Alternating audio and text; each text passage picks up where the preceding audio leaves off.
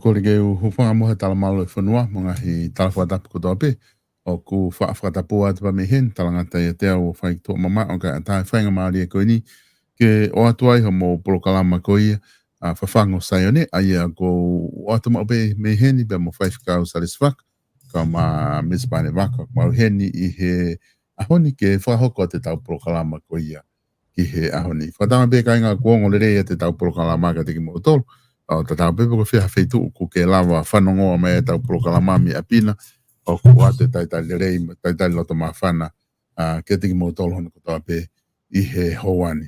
Iene pehe ko fia foke tai lerei I he laine ku I sene Australia ku ai whaifikau SALESI VAKA pehe foki ki he laine taha o ku iai misipane vaka pe me South Auckland pe I New Zealand o mau heni ke mau whahoko te tau prokalama ko ia whafango SAIONE ki a honi. E whaifikau, malo e tau mau e honi, whewheha ke whaifikau, te whe family bea mo e tūnga kumau iai, I he wike fo o ko ni kua mai kia e prokalama whafango SAIONE.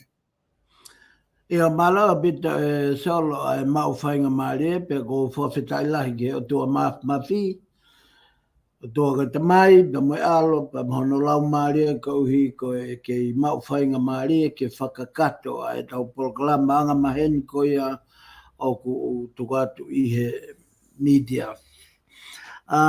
Solo ko e whanuani o ku ulo la a, ka I he taimi tatau pe o ku kai ke haa taftonga I langi, hange pe ia ko tu ke toha ua, Pea I taimi tatau pe o ku ulo pe la a ia, pea o ku malohi e neulo, pea o ku mawhana au pito pe e a whanua. Pea kai ngā tai whok solo ka koe uhi koe tuunga koe mi koe oe ea I he whanuani o ku ki kei wheto aki pe ai momoko ai pouri kai mawhana pe ai aho. Ko e family solo ku hange pe ko ia nai fai tala noa whakalanga tā noa ki ai ni o ta koutui o mui I behe e ta polo kalama ko e ahoni ko e foi aho I wataha ko ni nai tuku ki he tari ai kansolo pea ko e ahoni o ku I he taha o ku e fono e kansolo I abin. Mahalo ke toko nima pe ke toko ono o nau I heni o tatau I toa mo whare pea mo e nau ngai hiki whakamatala e whai heni pea ne os whakapā mai pe kia te au ka hiri e polokalama ko o ku tau lere ai te tari heni ki ha nau lava mai ke mau iputi mo mau ki po tala noa pe ko e hae tuunga te mau I ai. Lola toka whoka ia solo ko o mai tuange mai ai mahu inga ia e kau pilda I he nau ahi e nau first visit mai ki he foi launga koi ki he abini o ku nau toi ompe price tatau ko e tolu mano o ku kai whoke kau mahu inga ia ko ia I he area koni ko mau I he step koni mau ai ka o futo au pitoia ki lalo o kamata pe ia me he pilda kau tahalanga ai ko nau fe ilonga ki a ko mo inchiwa ka ke manatu I solo ko nau tu he taimini nau tu ataki nau tolu o mau wilo mau tolu mo e kansolo. Pe ko ne tu ia he taimini ko ospe e tau polo kalama, ko e taha, I he ahon, taha mautolu, maha ko e taha nia he kamata e tau polo kalama ia mautolu, ka ko e taha mautolu, aia ko e osia e tau polo kalama, ku tantari ai pe I heni e ki toko lahi kau hau. O na uomi o sio, hiki whakamatala I tua, I whare, ko e next door, ko e ongo api e ua, e toki mau ai ngai whakamatala ko ia, ki he e ta polo kalama ka hoko mai. Malo solo, ko e family, ule lei be, sai be family, ko kia mau no poanga poki, o mau no tari be iai. Kau whakafoke atu solo malo. Malo pito whaifikau, au ku whamalo mahino be ai tuunga kui ai no whohena, pe aku mahino i behe kai ngā, ka mui i behe prokalama katoa be, ka keke, toki koe na hoko atu pe progress ngā ue koe i he whinga koe ku whahoko. Misipāane, malo tau mau e ahoni, koe whewehake Misipāane, whewehake ai family ki South Auckland here. Ama whaifikau koutui keiki toi lawi loa solo koe mea piko ku talanoa ke whaifikau koutui oi tatau pe pa moe ea i South Auckland. Koe ke ase la ka ko ki tolo momoko pe. Ka ko ia solo ka u whafoki at maloa pito solo. Malo. Whaifikau pia mo, Misipāane ki mua ke hoko te tau proklama ke he proklama anga maheni koe o ku tau wha proklama aki. Kai o ate mo whanki i mea kehe pe koe ni ki kamata ke proklama, ka tau toki foki mai ka pai to e tau taimi, ki tau toki foki mai i he proklama anga maheni koe tau wha hoko. Koe tuku koe na toki osi foki whaifikau no wha hoko e tau wa inga tesi ko ia tau ui ma tau anga pe foko no ia timi ko mate maatonga neongo ku claim e hingoa ia kau taha ke ku ia ko e tonga 13 ko hano whainga hingo ka ko e tau tesi ulaki na osi whakaukau atu matome New Zealand ko New Zealand pe kuna lava ai mala e o fonu lanu kula ka ko e wakai atu ko me heni ku ko lahi apito me hanga he lanu kula he tau lanu o tomi neni ai wainga koe ni me whewhea mo kai ki he tuunga koe ai tau wainga koe mate matonga i Australia na whaifkau. Io, malo o bito e solo, e mau whainga maari ke tau hange pe koe tau wainga koe na e whakahoko he tau whanau i he ngai wike ko hiri ange kono mooni e solo o ku osi mateu teu pe ko si o ia mo vakai ai motuani pe mei he whakaukau taina pe ia ai motuani o ku ai me ai ke whakalelei i he me he tawhaaki ai wholofola. Mana tu i whoki ko tonga ko i whanua ia o tau pore ai o makatuunga ko i kovnanite pe mo o tua pe ko i area pau ai o tua pe mo ho tau uruaki mo i hatu i o i kai ko tupo uruaki pe ka o ku lere pe me ia i o au kia tupo uono. Ko i tuunga ko e o ku iai ai wa inga e whakahela pe solo ko mea koe ke tuunga whaka tau kei, tuunga whaka ai wainga ai whanau a ko tau fumatu ak whaka apa au pito kia nau dolo. I kai ngata i he nau mau ai tau kei whaka professionale ke wainga i tua pure anga, ka oku nau toi mau whoki pia moe loto lahi, mo e nau fe ofo fani pe mo e nau tu whakataha pe o mahino whakaholo mamata si o me turiki kotoa pe palo pole mātolo palo pare mai o tua ka kuhanga e tua aia ko pe ko i he makai ai taua taina e motuani o kuhanga e tawhaaki koe o e whaianga hala e whanua o loma ki ai fuivi lahi whaka o tua koe whainga e whangitamaiki. Mana tua ke whangitamaiki au pito ho nau loto, ho nau lau maari, ho nau atamai, pia mo e nau loto aki ke i loa e whanua a tonga. Solo, tabange bebe ko hi ka whai mo puaki pēu e rea koe ni kai fie maari e ai whanua. O kuhanga e pare mia pe mo pure anga mo kabneti o mau i lahi au pito hato me a be i tonga. Kalau ke lotu mau i he pure anga, kalau ke tiasi, kalau ke siasi nga siasi mau e pureanga kalau ke pureanga mau los fare tui talone tui hauegi no pere kato ngai mea ko ya nusi whakataha e nā tolu mo devolo peko hinga yo ke moke hake whakatonga be ko solo foi vainga no foi vainga kia tokolahi ai kau tangata ne na ostau na do wafta hiwa pe kai ngatai tamai fo fe puringa ki pe na dol mo tamai ki vai nga moto tau ke ko e palo problema me pe ko tokanga mai ki to tapu frama a ho tau hala frama alunga ia fonua he frama mahi otua ko otua ne fai frama mai o kai ko fa na wainga ko e o tuate ni whamamahi mau pe whanua. Kau whawhoke atoro. Ari apito whaiwhikau. Koe mauni apito e whatara noa koe kuke whai. Ai hene tu ko ia o ku mahina whoke tae wa inga tau timi. Pea koe timi lelei apito tau tole whanau. Kei tupu hake. Kei vivi ia. Ilonga pehe ngahi whi auhi whaka ngahi timi kou nau kau ai.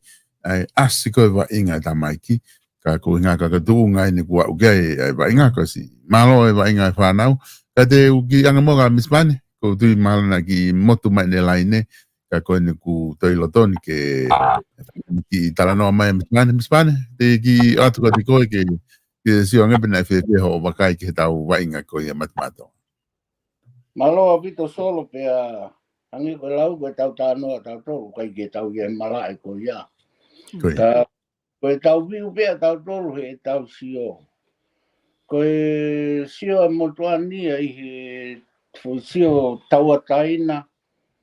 Oku e whaofa ia lahi solo ke whanau. He oku kai koe tuunga ia pou oku whai koe he taimini. Kia te au mo e ku sio a koe ni o tau whakamama. Tau tolu ia i he mea oku i he toko taha kehe ai foi mawhai ki he mārohi pa mo fōi. Paka toko taha ia koko ne pure i ai fōi mo mārohi oku kai ke nofo mau ki tau tolu ai ki hange ko kau pou. Ka pau te mo whatoka ngai ko timi e nia oku tae amene kina ai fōi kai koe o kuau ki a tonga.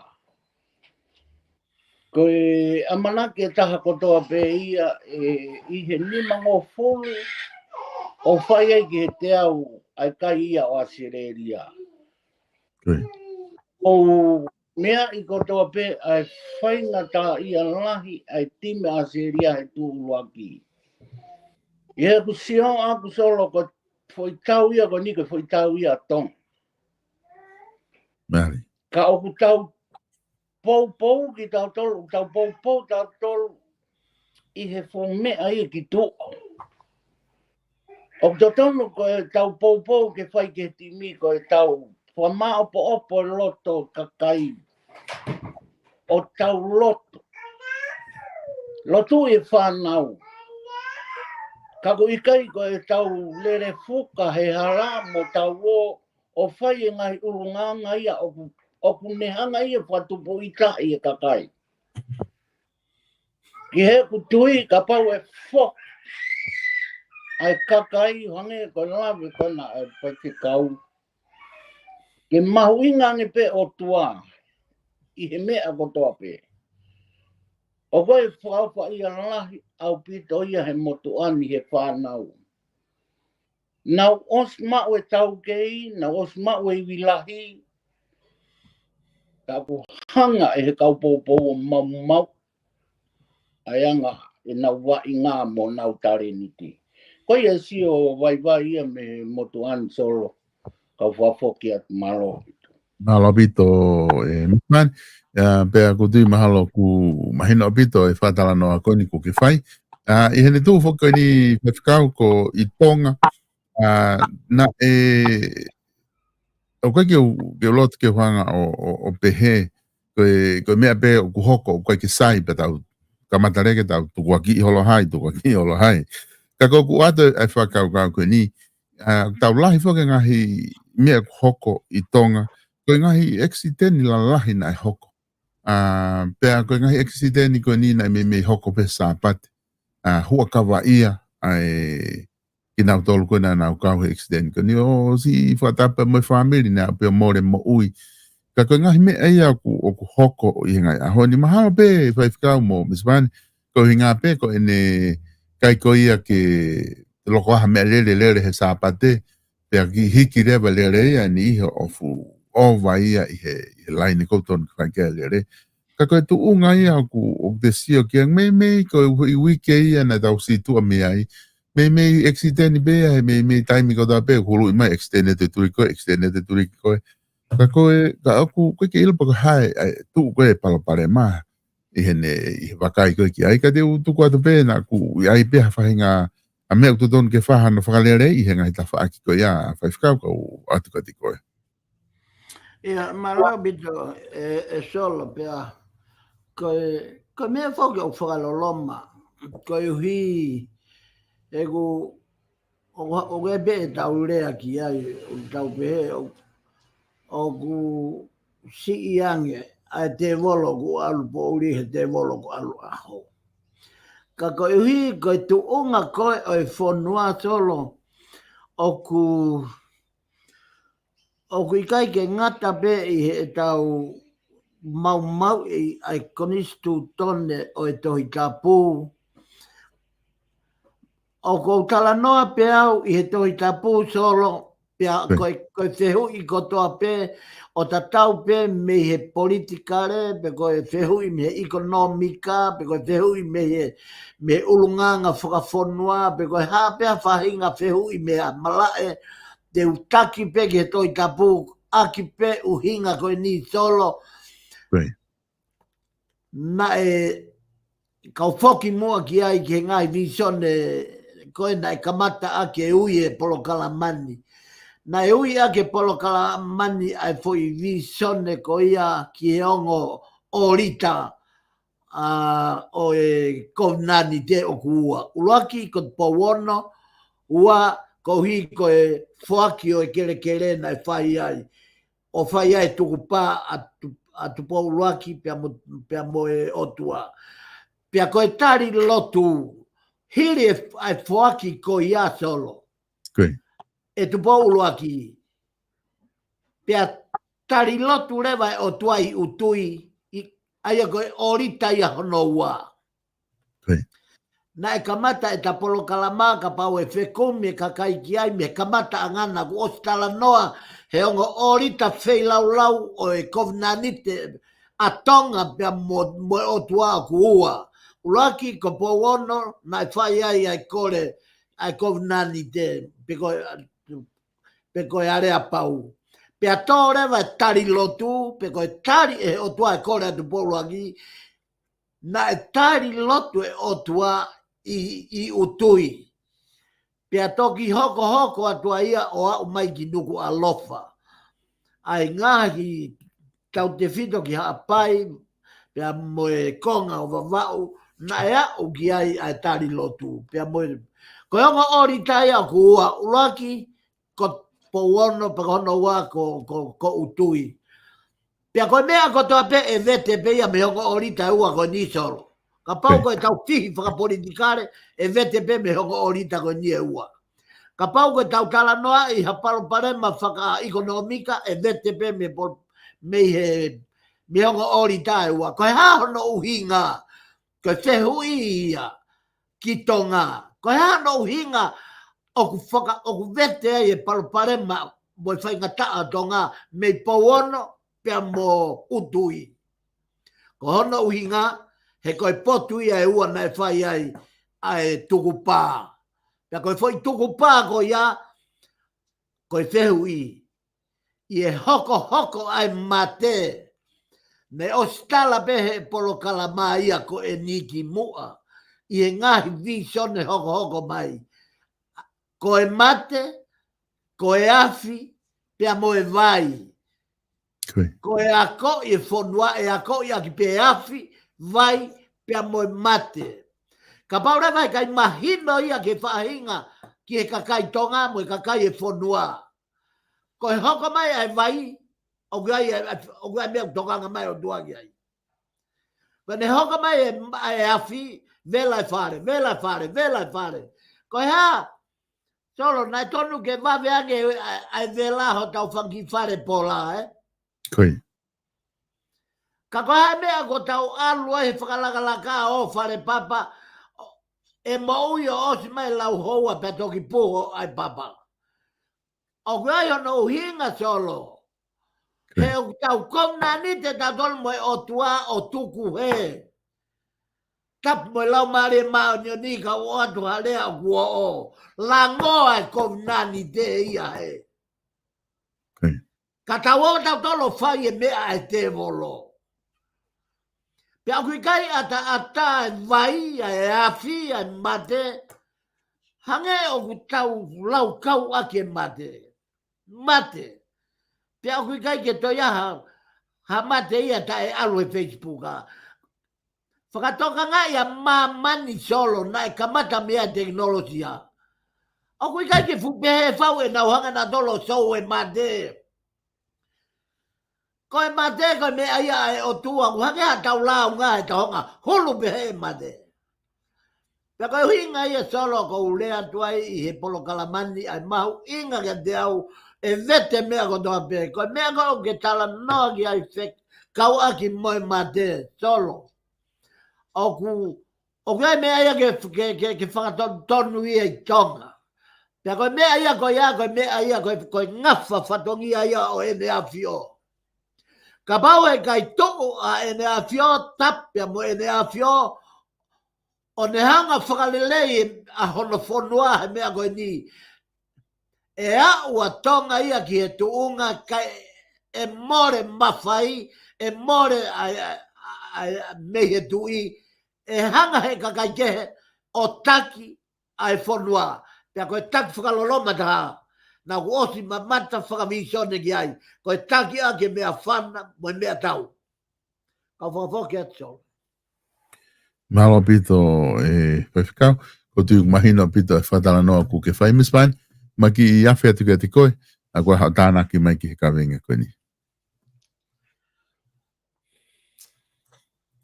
Ko e whiha ko ke whai. Pea, a kui ka peke i aha ofo ia solo e he motu ani. A kui ke aha ofo ia he motu ani, he koe visone ko ia mo manatu peki ai. Koe visone ia koe na e uhinga i koe tō ai tsunami tonga. Pena kurea aki ai fo i mea koe na e omi e ki i he whaino hino ko ia. Ka i kai whakatomala tonga. E riunga fitu e whaingata. Solo. Ko e mea o tanga e mau whaha. Ko e riunga fitu e whaingata. I he mate. I he vai. I he afi. O kui kai ki te nofo au ke to sio au ka ta whaksolo. O kou sio ke ki he whaino ino na omi e ki. Pena kuos lea aki. A visone ko ia ki he kautaki. E solo, ka pau na e ma oni pe kautaki ia. O whai ho nau patongia. Hei kaia o whaingatanga ia koe ni ki ai. He koe kautaki. Ka koe kautaki o tatong ke whalelei. Ka lawa ke whatataha i kakai. He uhinga ulunganga pe he a kakai. Tuponga pe ia me kautaki. Takpureanga. Kautaki lotu. Kautaki whami. Ko pau pike whok ko toa ke whakalelei i e u. He nā kūrea aki koe u palupalema ko toa pe ko hoko i tonga. Koe foi palupalema whakaloto whare. Pako kamata, ko pau ke kamata ia me he ulu. Olo whanua, olo siasi, olo family. Ko ene maa fu ye ria tolu ko ni solo. Okay. O waya amanakle rei, e foke whanua, ki kamata anga, na e tanpou aki, e tupou ulu aki. Ai whanua. Kau whafoki atu solo maloa pita. Malo pito Misipāane, ko tu mahino ai kavinga koia ku whai ki ai whātala noa. Vai whikau mo Misipāane ko e tu unga ko kuia e tau whare area whake i he ngahi ahoni o ku loto ngā malo lo e whare area he tainim.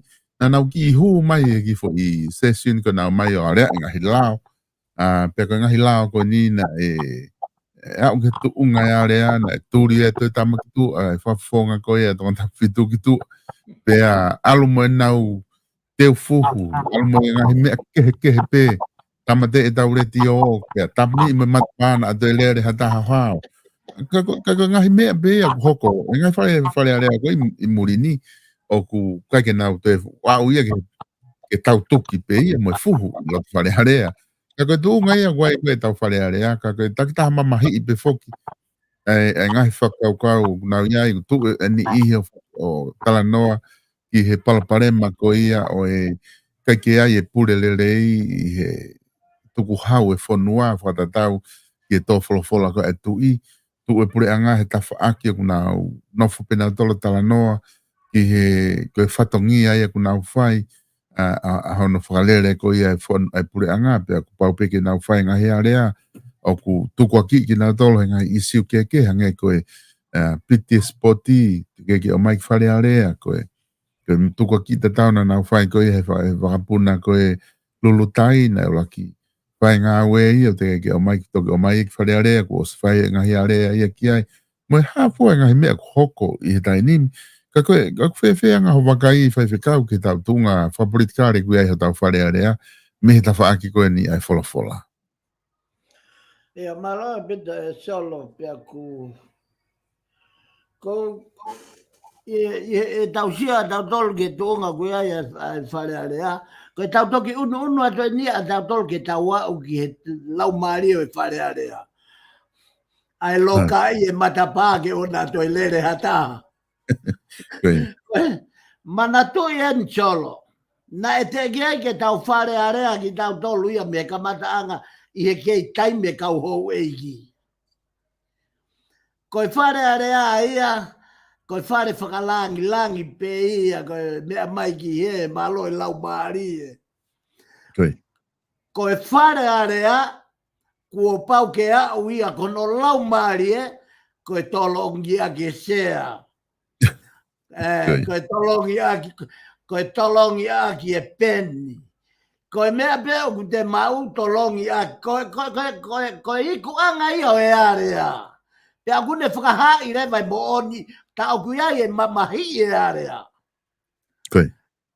Ta koe uhinga ia ko pia tuai solo ko mea kona ku hoko kona he taimini. O ku tau fia he toki ngari mo ui mai e whare o ngari ko e whare area.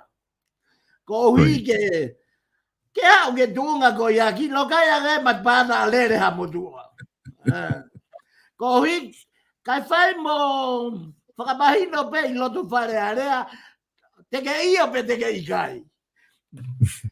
Teke whakatamala pe teke i whai angahala pe teke kei drugs pe. Pea whai mo aia ko sio ko ki he tuunga whakawhare area solo. E ta whake toi tapu. Mana tui. O te kake a o tau whare area ke kolosio hange ko titu. Ko whakamon tau potu ia. Ko hono area i e mooni. Pea iku peo mate ai mooni. Ko e uhinga. He koe mate koe ai mooni pea e tupu rewa. Koe mate ai konga pula, pea toki tupu mai rewa fua. Pea koe foi fua ko ia. Koe uhinga ia na e peki ai a kalaisi. Ko hono uhinga he koe whare area e na e whai ai hono hopo i. Ai sandarimi. ave me ai ka helota, ave me ai ka pailato, whakaosi mai ke kakai.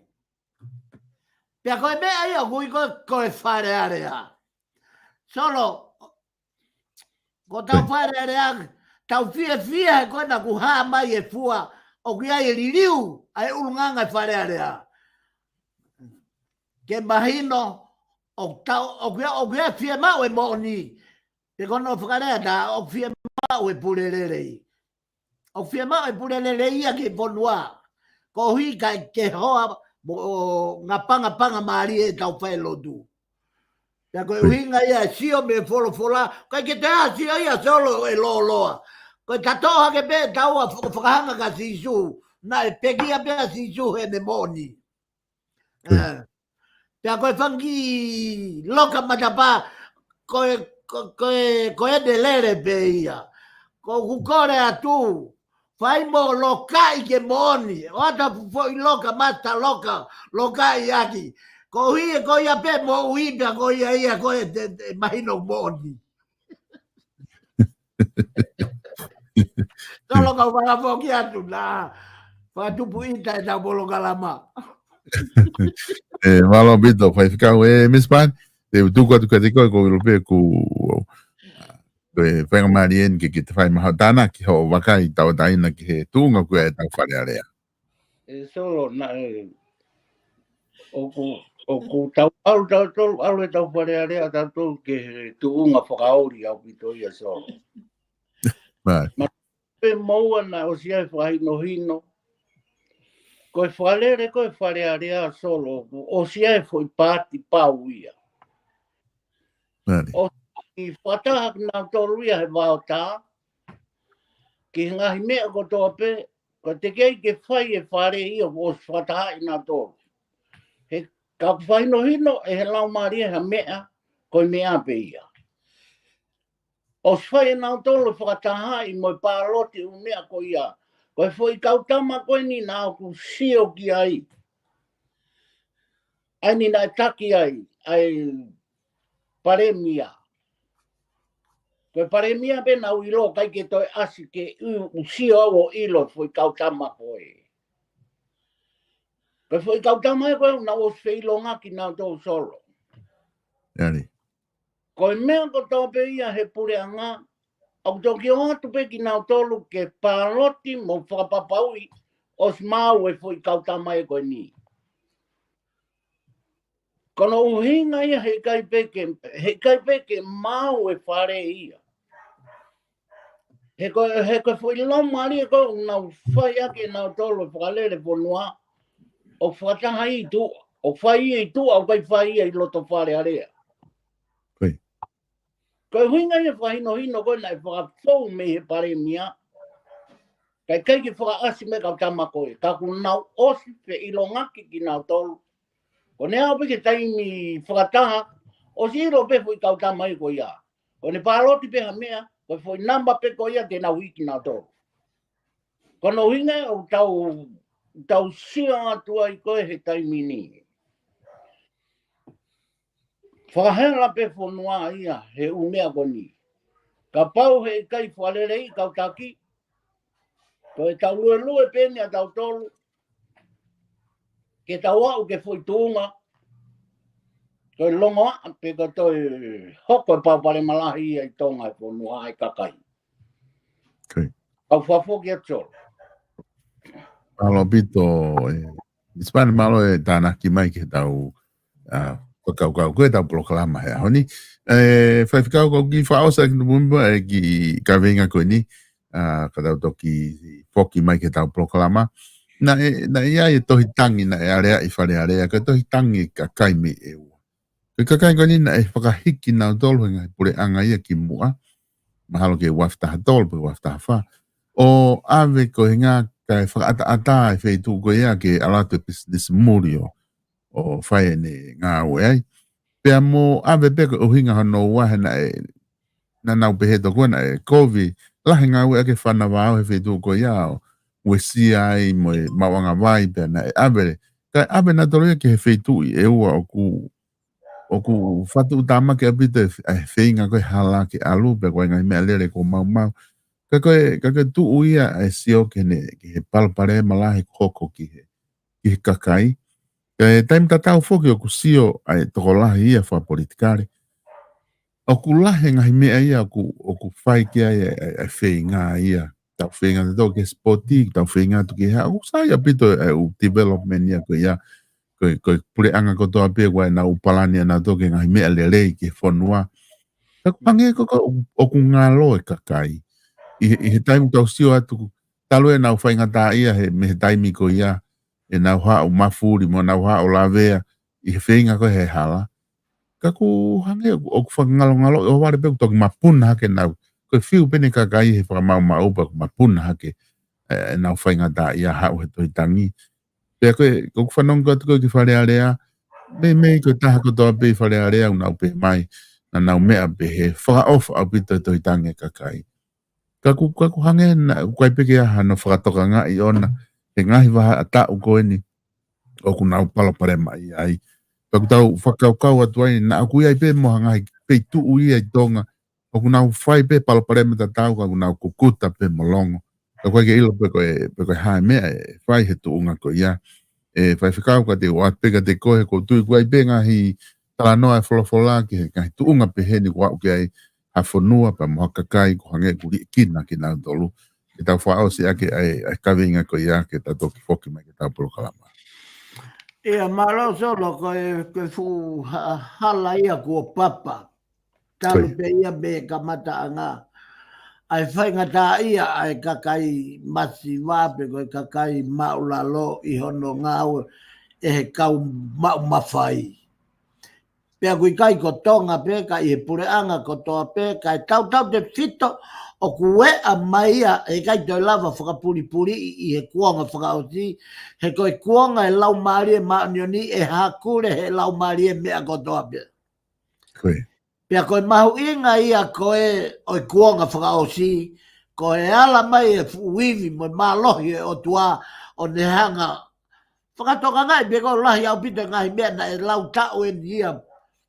Pea me iau pe ia o se turi ai puri ai ngai mea lahi au kai toi lava ia puri I he kuanga whakaoti. Pea ku maka tuonga pe ia solo koe uhi koe whainga tā ia e kakaia hei kai peto e osi ia kono hinga sio kita ai pureanga.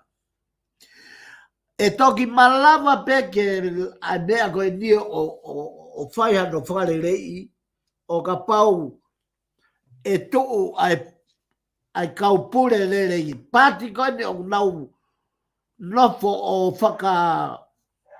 whakaike ika hake ai pure lelei. Koe toki taha pe ia mea te ne lava ke ne hanga o whakafoou e mo ui ke whaiha tokanga e kina o I kau mati wā moika. Whaka ofa au pito. E solo ai kakai mati wā ia. Ko hono uhi ngā, ko taki, ko mafuri whakatu tāmake papura ngā taiminie ko taki tā uko e ne whono. Koe fo irea ia ko ia pia mo I palovea pe ko ia ko hoko ia mo oni hea honi. Koe huinga ia koe ke nau toi mana wahe ai he ke ala ke panga lau miliona. Koe ke nau toi mana wahe nau tolu ke tui. Koe ke nau toi tokai nau tolu ia ai taloni. Hou e ki no pere kau. Koe ke nau kono whainga ta a solo kono uhinga. He koe kuanga pendia o I takahakumi e ne moui. Pea koe no whakatu tā maki lahi taha, koe hui koe na wala o to e mea ngau e aki a e te volong ke taki he I mo taki hala I e lotu. Pea ka pau ke tau ki mare I hake whakatio ke punga waka I tiati mo e lotu. Ai ni pe o lotonga merembo ai a asleria he ahoni. Merembo a asleria he ahoni koe uhi koe whakasoto maa.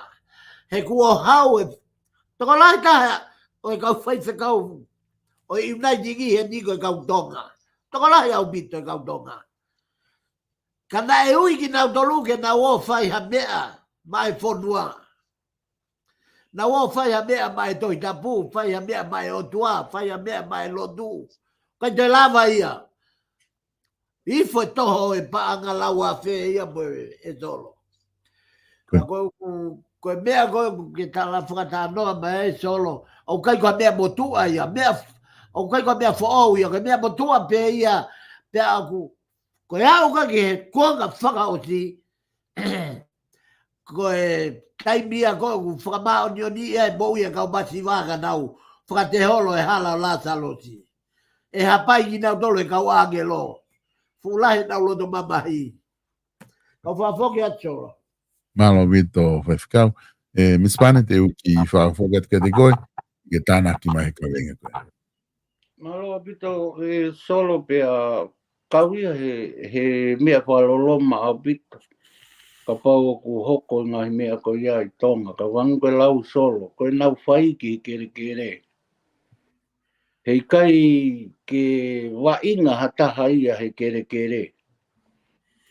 Pea koe kusio au ke he ngahi mea o nau whai hangi nai o nau hanga o to ai kere mo api ko ia ko nau sio pe nau tolu ke kau muri ke whalere business.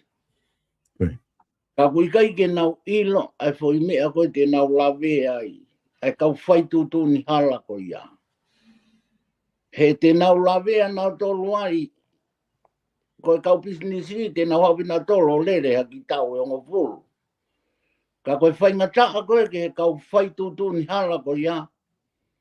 E to tolo ia he hako, moe hako. Koe kere o ku kona. Koe kere ia o tonga o ku kona ia. He kai whai hala hataha ia ki ha kere mo api haka kai. Koe foi mea ia na tau tup tau tolu mo ia, pa he te tau nofu tau tolu mo ia. I he tau tangata, mo tau tangata, pe ka aluhake ha tau tangata o nau whai, a whai tutu ni ala ki ai. Tau o silo pe ai whaingataa pa mo u mea koe te nā wā ki ai kakai ko ia. Tau whafoki a solo maroa pito. Malo apito Misipane, ko tui whaifikau mo Misipane koe he ka venga ia ku kamata ake tau proklama, ko wakai ke tau taimi, ke i lava le rei pe whaifikau me te honfu pe tahani ma o whahoko e konga ua tau proklama, ka te o atu ke te koe whaifikau, i he ka venga koe ia koe whekau mahuinga taha e o tua ki he whahinga tangata. Ia solo malo pita mawhainga maria ko hika tau whakakato e lewa e tau ki toenga miniti o kutoe pia me he tau polokalama anga maheni. Aia ko e te pile whakalau maari e o e ahoni tau whoki mai ki ai ko e kawenga o e ahoni ko e whekau mahuinga taha pia me he o tua ki e whahinga o e tangata. Madiu mahi ua walu vestaha no ki he ua noa. Aia ko ku kore pe ko hi ke uhanga mua o lau atu ai pot fola ko no uhinga ke lava ke pia osko ia pa tok fai e tau tala noa o whakamaka tuunga i he tohi tapu. Aia ko tohi kosperi o sisu klaisio no fai e matiu pia ko no ua fulma walu o e wahe pe ko e vesi o fulma no ki he vesi ua fulu ai o pehe ai lau ai fulfula. Pea koe kau hongo fulma taha o e ako na nau whanonga ki kareri. Ki he mounga ne tuutuoni e sisu ki a te nau tolu. Na ie nau mamata ki a te iana nau hu kana e tālaa ai ni ihi. Pea ie unu mai a sisu na ne folofola ki a te nau tolo pehe. Kua tuku ki a te au ai malohi, ai pure, kotoa pe i langi, pea i mamani. Koia ke mo wo o ngauhi ai ngahi kakai kotoa pe koi kawako. I he baptaiso ki nau tolu, ki he huafa o e tamai, mo e alo, mo e laumari e ma on. Mo e a koi ki nau tolu ke tauhi, ai ngai mea ko toa be o wau tutu ni atu. Pea ko eni, o wau ia dek mautolu e au i he ngahi aho ko toa be o au ki e ngata anga o mamani. Ko e o mahino au pito ko e whekaulahi eni.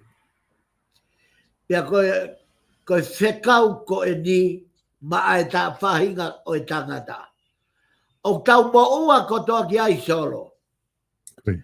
O tau moua ko toa ki e fo i whekau ko e ni. He kui kai ko a whekau pe nia mai kau whai whekau. Pea kui kai ko a fo i whekau e nia mai kau mau mawhai taki lotu. Ko e fo i whekau ko e ni ma ai whaahinga o e tangata. Pea mo e whaahinga o e whewhine. Tangata mo e whewhine ko toa pe. O gune mau lau maarie. Ko e whekau en maau. Kua pau ke ta woki mamani. Pau ke ta woki mamani o paptaiso ki nau tolu. Ki e huafa o e tamai alo mo e lau maarie. Sai. Ko e paroparema solo o e lotu. Toko peke tala noa pe au i he tohi tapu. Ka kuiaia whakaanga peke tohi tapu. Kai whakaata pe mo tuania. Ko e tutonia tohi tapu ko e oki mamani.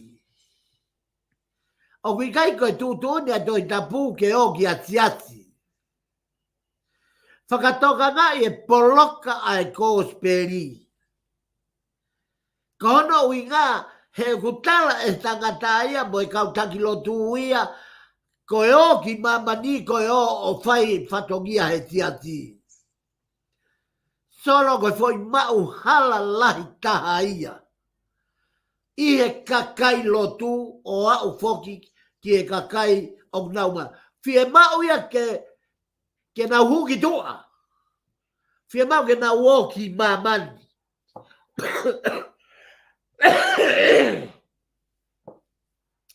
Pea ko mamania e solo o kui kai ke uhinga a mamania ko e nia uhinga pe ia ke whakangata i ho to kolo, i ho to wahenga. Ko e pau ke tau hoki alu ki mamani ko toa me.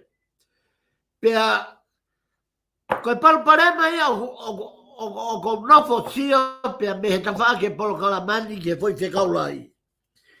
Ai pehe koe e sisu mo wo ki mamani. Koe ia ke mo wo o ngauhi e kakai ko toa pe ko e kawako. Whakatoka ngai. Nai kai ke kawako teolosia. Ko haki toko ni ihi pe na e ako ki e malae teolosia. Pia nau maua iho nau ngai whakailonga ko nau tō ke tā, ko nau tūnga whai whekau, ko nau... Te koe āpea whai ka tūnga. Ko mea koe mahino ki a te au pia me he wholofola o e aho ni, ko e taimi, ko e tau woki mamani o ngauhi kakai. Ko e o ngauhi ai kakai, pia ko i ki nau tolu, pia paptaiso ki nau tolu. Solo o ku holo e paptaiso i e ngai sias ko dobe. Sias pe taha, o kou lavei, o ku maui ai e foi whekau koe ni. Ko sias o sisu kalaisi. O e kau maa oni ngahi aho ki muini. O kui kai e whakatoka ngai, o ku maui au pito e foi whekau lahi koe ni i e siasi ko ia. Ai paptaiso e kakai.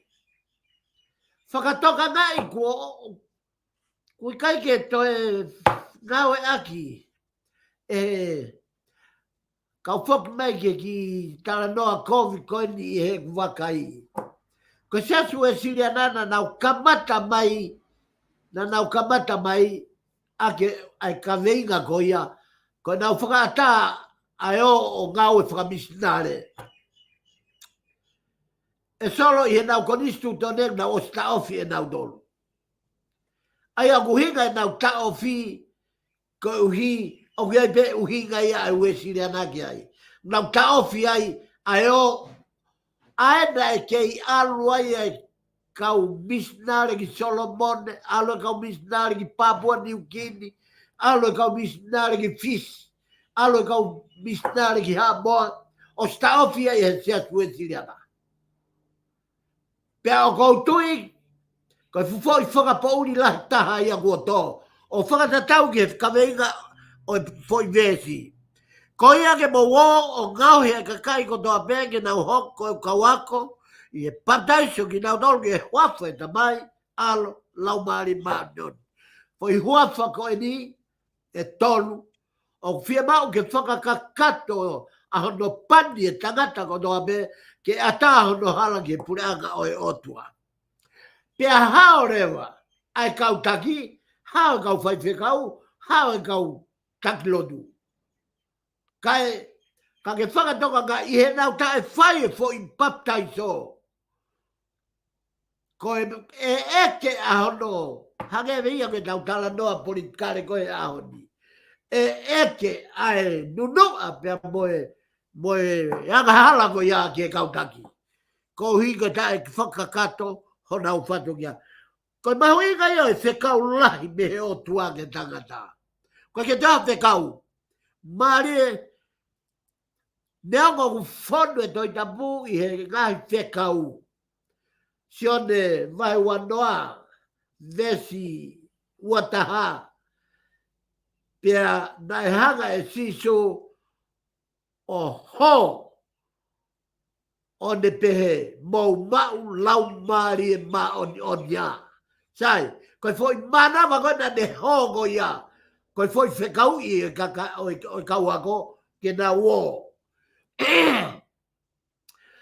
Koe tau huki tua o ki he kakai i mamani o tau o moe otua. Pea o toton ke tau whakamooni e toko taha ko toa peo ku huki tua o alu ki mamani o ku alu moe otua. Pea o ku hao e ne moui me whaingata ako e otua. O ku maa kona hono hala whanonga me he otua. Ko e ne mea ko toa pe o ku hinga pe ko e ne alu moe otua. Ko mahu inga ia te kaulai o e ahoni. Pea o ko ilo ku lo mia au pito e whekaulahi. Ko e whekau mahu inga taha me otua. Roaki, ko e tau o baptaiso kakai. Tau o whakailongai whakataha pui pia pani ki nau dolu. Ua, ko e tau hanga o whamahino ka nau dolu. Ko e nau mau ai fo i mawhai ko ia ko e baptaiso i he lau maari e maani o ni. Pia o ne hanga e lau maari o e tua malui e ne moui. Malui e ne moui, malui hano family, malui e ne ngau e whai. Mea ko toa pe o ku malu mga tuunga me he otua. E kai kata i, ka maari e au pito e solo e ku wakai hifo. E kai kata i. To e omi pe moe. I kai kata hono baptaiso, kai tala mai ke toi a koi. Sio koe a koe. Koe tangata a whai a ko, koe tangata o ku alu moe toi tapu. O kui kai koe tangata whai a ko, ke e nofo pe he siasi. O whai a ko he siasi.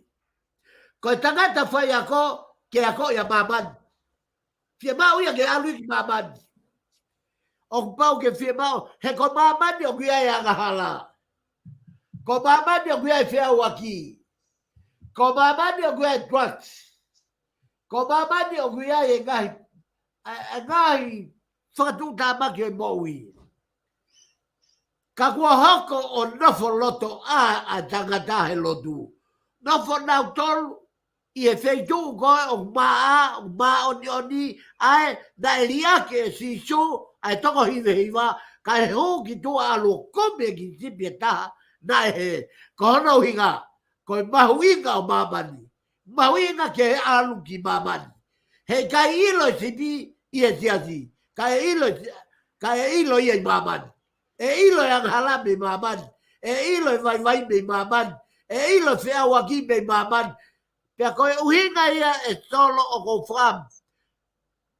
Me he proklama koe ni. Ke ae kau taki lotu, pea ae kau whaiwhekau, pea a mo siasi. O ilo, koe kuanga whaosi, koe tau huat o alu ki mamani. O paptaisha kakai, whakailo ngai e kakai e ko mame taimi. Pe kai katai, paptaisha ki nato i e wafa e tonu o e otua. Koe tamai, mo e alu, mo e laumari maonon. Pe kai katai, kai a ko i foki ki nau tolu. Sia, koe whatongi e tangata whai ako. Hei kai poto hatahe whai ako, ka ua ku alu ki mamani. Whakatonga e ake solo. Ko mamani te nea ko i e tangata whai ako. O kuia e tau rea tonga u pehe. Ko tangata ko e o poto i tareniti rea, tareniti seo, o ku tareniti seo i, ko tangata hala pureanga. Pea o ku poto i e tangata o hala pureanga. I he mea kotoa pea ko e ne poto, kono hinga ko e ne ala. O ku hinga ia ko e ne huki tua o alu ki mamani. Pe kai ngata i hono ako i, ki nau tolu, ke tauhi ai ngahi mea kotoa pe kua tūtūni. O kia i e tūtūni ai otua, o fia mau ia ke tau o whakau ki e kakai. Ai mea ke whai, mo mea ke tuku. Ai angahala ke tuku, o mahu inga o pito ke tau o tala ki e kakai. Whakatoka nga i ange e tau malanga pe i whare lotu, Januari ki Disema, o se angoia, koe kakai ta tau pe, o whare lotu, kua nau whai angahala pe i whare lotu pe.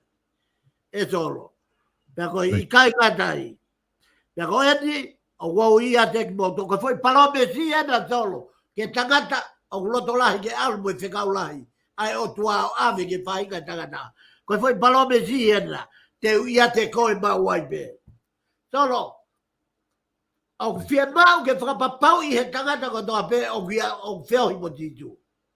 He ka pau te whai whakamaha mahalo, ko foi whakatuta amaki ko ia ko kita te fua.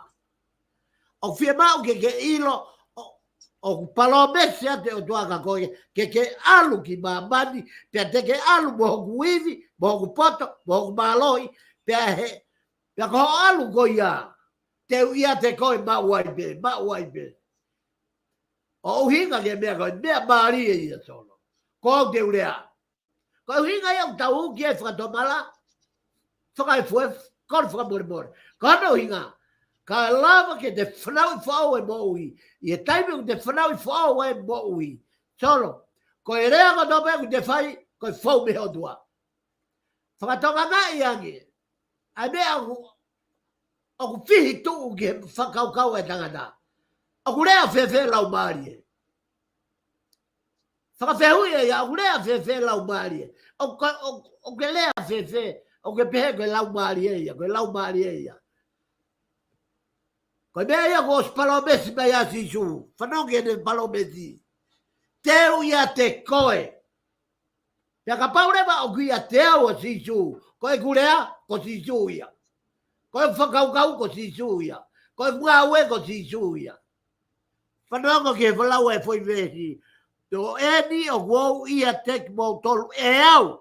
Ihe aho ko toa pe o au ke ngata anga mamani. E wheohi, te wheohi pe mo e gi o au ke aho. Te osi ai me mama ko eni. Koe uhinga ia au fwoi palomesi. Ta koe taha ia e solo, a ki kaweinga ko tuat ke whakaosea ke tau ki taimi. Koe whekau mahuinga taha me o tua, ki he tangata. Aia, maniu mai ua walwe sta no ke wanoa, ta koe ia ena na tau tala noa hifo pe ai. Ka e maloa pito, ka u fofoki at solo. Malo pito whaiwhikau, wha malo atu he lava konga hano ua tau proklama. Misipāne ke watu mua ke bau e maua whaia maria ki whama opo mai. Ha konga pakimo ke tā whoka whaiwhikau ke ne toki whama opo tau proklama. Malo pito solo pea ko whawhitai lahi ki o tua ko e lawa ai po kalama mawinga hon. Pea tau kau whataha pe pea mo e lea whai e pawhikau. Ai mahu inga ko e he ko sio pe au solo ki he ahoni ki he o tau whai pe tau tolo e lo tu malanga i pe forfora. O tau malanga i pe forfora for historia pe forfora. Ka o wange o ko tau mana wasi i ki tau tolo ki he waloki i anga hala. Te ria na hanga mai ha taha o lau mai ka kita i gai. Ko e forfora ko e herita o whatou mata ia. Ko e mawinga forfora ia ke te lea aki ai whekau mo i umea kotoa o kuingi ai forfora. E ko e forfora ko e otua ia tene whaka o e whekau pe mo i forfora ki e loto e tangata. Ka koe au ko mawinga ia o pito he polkalama mo i whakatala noa e ahoni. Hange pe koe au ku tau kamata aki ai polkalama solo ka mawai whikau ko whamalo a pito. Ai lawa ai polkalama koe ni pa ko whafoki atu. Malo pito. Ta whafoki ke whaiwhikau ke ne whama apopo e tau proklama. Malo pito ko e whama apopo e tau proklama te pire whakalama maria e ahoni kaya ko ahu wa tō luen. O ka topa o wafe mawha, ka veinga o e ahoni me tau i proklama. Hange koia na ne tala, na e pehe e ne whai. Ka veinga ia. Hange koia na ne tala, na e pehe e ne whai. Pe au tala noa pe mea sione vai tā tolu ves wha mo nima. Ai au pehe ai lau ai polpola. Koia na ne tuu pe mei he kai o ne tuku hono koftua. O ne to'o hatauweri, o ne no'o. Pea ne toki lilingi Hawaii ki e kumete, o ne hanga o fufolu ai vae o e kauako. Mone holo holo aki ai tauweri kuo ne no'o aki. Koe kaweinga ia o e ahoni. Pea o whakamanatu e he kosperia sione i e te pire whakalau maria e ahoni ha kaweinga mahu inga. Hange koia na ne tala na e pehe e ne whai. O kuhanga he kaweinga o whakamatala e foi kaweinga e foi mea lala he ua. Uluaki koe rea ua koe ngā ue. Koe mahu inga o e tangata karistiane ke rea pea ngā ue. Whanaunga ke kaweinga. Hange koia na ne tala na e pehe e ne whai. Koe mea koe na e rea koe no ngutu o tala, koe ia pe na e whai kia e ne ngāue. Koe kai ngata pe i he e ne lea, koe ne hoko mai koe tamai o eikia. Ke hau ia o se vaniti. Pea kai ngata i, ka ne toe tuu whoki o whakamo ni. O ne noo e tau veri, pea ne too pea moe kumete, pea ne fufulu e vae, o e kauako. He toki mo ui ifo, he toki mo ui whaka ofa, he mo ui kua ngingila, na e tā e sisu e sipinga. Mana tui, koe kau siu kātoa e. Ai kauako. Pea, o tau sio heni, ko sisu koe siu. Koe whehui. Koe hane mataware ai e kauako. Ulu aki koe fufoi ulu nganga maheni. Ka hu ha kaua ahi i o toloto whare. Kua pau, koe tokota ua ana ai whatogia ke nehanga o fufolo e vae kauako. Mataware a katoa e kau siu. Ka ko sisu koe siu. Pea tō mai a sisu o tari e fwoi whatogia. O ne noo e tauweri, pea ne whakafon vai mo e kumete, pea ne fufolo e vae kauako. Koe whakamahino e sisu, Ko mea ko toa pea ku ne rea aki. Ko mea ko toa pea ku ne moui aki. Mo ngawe aki. Pea ko moui ai karistiane. O to tau.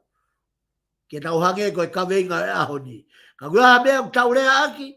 Pea tau mate ki ai hono fai. Ko mea ko toa pea ku tau rea aki. O ku whakaha mai ia. Pea ku whakamoni mai ia e ngawe. Pau ke tau ngawe ke whakamoni mea ku tau rea aki. E o tau mutu. Malo ko e mauinga peia o ki thoma mafa pe me e tau te bire whakalau maari o e ahoni ko e kawenga hange koia na ne tala na e pehe e ne whai. Tatau e ne rea mo e ne ngawe. Ko e ne lea i he ulunganga whakamai o iki pia osko ia. Pia matawarea e kau wako ke nauhanga o fufolo o e kau ahi. Pia toi hau bea sisu. O no o tau veri i ono konga loto. Pea ne toi ut moe kumete. Pea ne hau o fufulu e vai o e kau ako. Ko e te bile whalau maari o e ahoni. Kei whamanatu pehe e wholfula. Tau ulunganga whakamai vai. Tau ulunganga maulalo. Ko nau tolu te nau tuku hifo ia. E tuku hake ia he pureanga o tua. Ko nau tolu nau alu alungai mamani. E tuku hifo ki nau tolu i he pureanga o e o tua.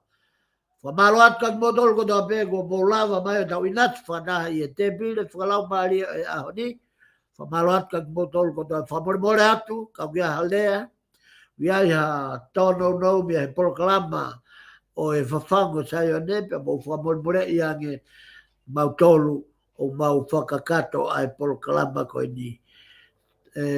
Solo ko whamalo atu ka pane whakakato e polokalama, pia ko whamalo atu solo i e ngaue, ko toa pe kau tatau atu, tua eke o whatu. Malo pito whaiwhikau, whamalo atu kia te koe, kau maa misipane i he lava koe e tau polokalama e honi. Whamalo atu ki modolo ko toa pe, ko mō mui mai he polokalama, mo i whaafi atu ke wiki kahau, tau te hoko tuai. Whafangu SAIONE ka mō mea. Halo, Solo. Halo, Sal.